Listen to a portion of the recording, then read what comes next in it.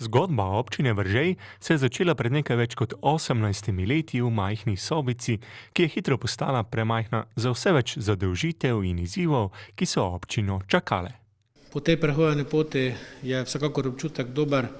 Dober pa je v bistvu zato, ker se v občini Veržej, sem prepričan, občani dobro počutijo. Imajo dobro bivalno okolje, ki jim ponuja tisto, kar za svoje življenje potrebujejo, poleg vsega še varnost, in mislim, da je to tisto, kar na koncu največ šteje. Se pravi, zadovoljni občani, ki se v občini dobro počutijo, in mislim, da živimo vsi skupaj v taki občini, torej v občini Veržej.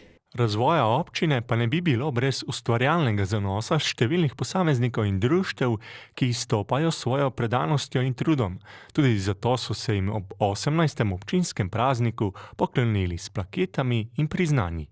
To so v bistvu ljudje in pa društva, ki so pri svojem delu vedno znali postaviti naprej druge, ne pa sebe. Se pravi, bodi se druge na področju humanitarne dejavnosti, športne dejavnosti, ali pa tudi v okviru delovanja svojih društev so vedno dobili prednost drugi, sami so sebe postavili nekako v ozadje in prav je, da se jih ob občinskem prazniku tudi spomnimo.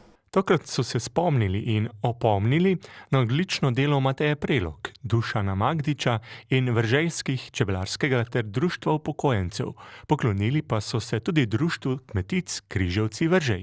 Pomagamo iz humanitarnosti. Nikoli nismo pričakovali neke hvaležnosti, zato seveda pomeni vsem skupaj, ne samo mene, ker en sam ne more narediti nikoli nič.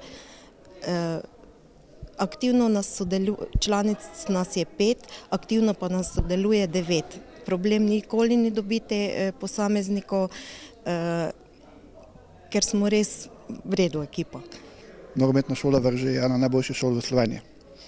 In ko imaš občino z 3 vasmi, pa smo vrh slovenskega nogometa, to pove vse. Jaz bi se seveda svetu občine in županu, še posebej županu, iskreno zahvalil za to, da so se spomnili, da tudi društvo čebelarsko dela.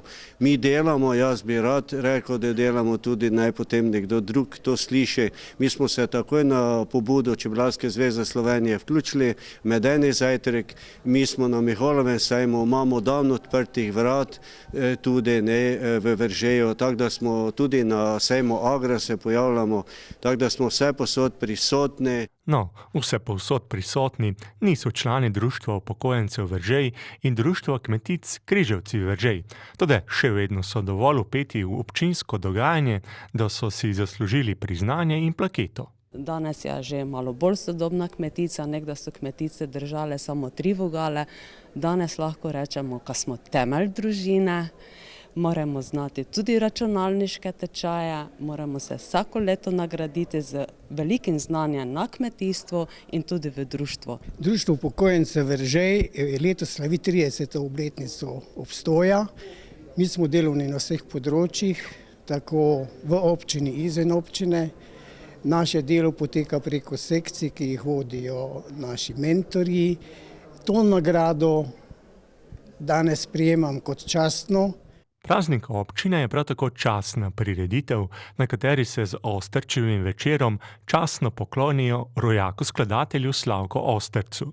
V sozvočju čudovitih glasov pevskih zborov, tokrat sta to bila komorni zbor Orfej in mešani pevski zbor Postojna, so obiskovalci lahko začutili kanček nostalgije in ozrli nove vizije.